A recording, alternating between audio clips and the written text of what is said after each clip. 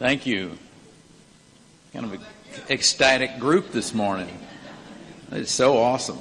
When I want to thank Al. He's matter of fact, all of you who have helped build this conservative majority in this country, and with what's going on in Washington, it's time to rebuild that majority in Washington D.C. again.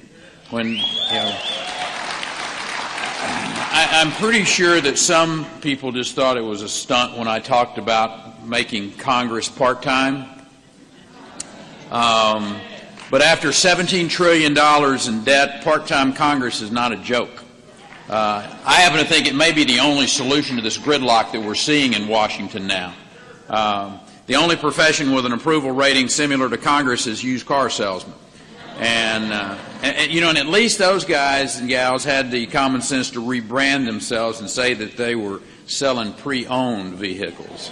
Think about it. I'm encouraged by the fact that CPAC is gathering today in middle America, very far from the clubby confines of the Capitol. I believe that the answers to our economic ills will not be found in Washington. It'll be found among the states. It'll be in those capitals far away from Washington, D.C. The culture in Washington is broken. If they could fix it, they would have done that a long time ago. But they can't, and I don't think they will. The only hope for America is that the common sense found in Main Street America emerges into a movement that sweeps across this country. And I can promise you this. If ordinary citizens engage in a pitchfork rebellion over debt, deficit, broken entitlement programs, the last place to get the message will be Washington. Washington only changes when the American people force it upon them. We need to turn away from Washington to find answers. We need to look to red states that are outperforming blue states, to states that are cutting taxes, controlling spending, balancing budgets, and creating jobs. The change we're looking for is not a speech with lofty rhetoric.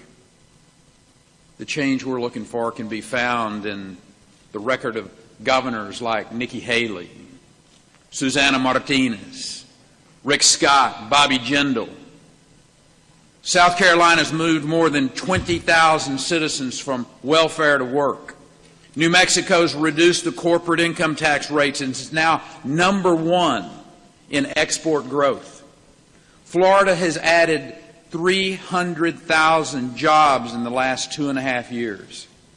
Louisiana has created 39,000 jobs in the last 12 months.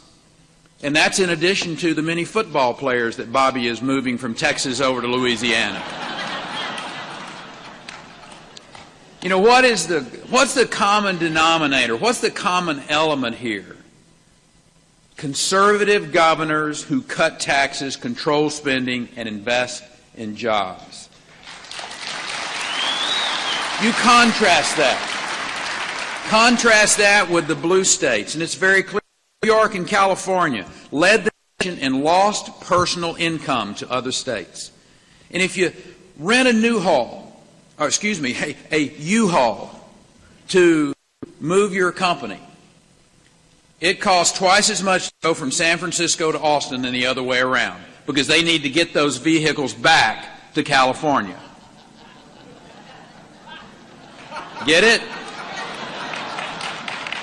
It's true. It's amazing. That's the economies of what's going on, even down to that small level. The reckless policies of borrowing from future generations to appease the spending appetite of the public unions in California have put that state on a collision course with bankruptcy and financial ruin. My home state is creating jobs faster than any other state in the nation. We've been rated the best place to do business in America for 9 years in a row. And it's not rocket science. We cut taxes, we don't spend all the money, we create fair and predictable regulations, and we stop frivolous lawsuits. And because of that, we have an abundance of jobs and revenue, demonstrating that while you can't spin your way to prosperity, With the right policies, you can grow yourself there. America cannot sustain its current fiscal course. We cannot continue to borrow trillions of dollars from banks in Beijing and Brazil and Tokyo. The downgrading of our credit for the first time 2 years ago shouldn't have surprised anyone. Our leaders were fighting over a few $1 billion in spending cuts, while our debt has soared by trillions of dollars in the last 5 years. Long before our president presided over the downgrading of our credit, he had downgraded our standing in the world. He alienated Israel. He emboldened Iran. He muddled the foreign policy that we saw in the Arab Spring. His latest gambit with Syria was a demonstration of weakness in a world that needs a strong America. As Dennis Miller put it, we got to be the only country in the world that sends out a save-the-date attack card.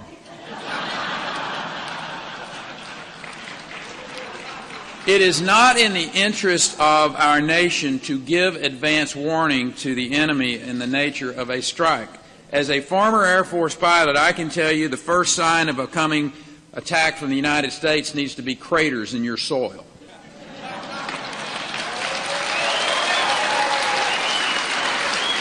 So we have to reestablish. We have to reestablish America's primacy in the world, and it starts with a foreign policy that Ronald Reagan termed peace through strength. It is not too late for America to lead the world. We can do it again, but only if we get our house in order first.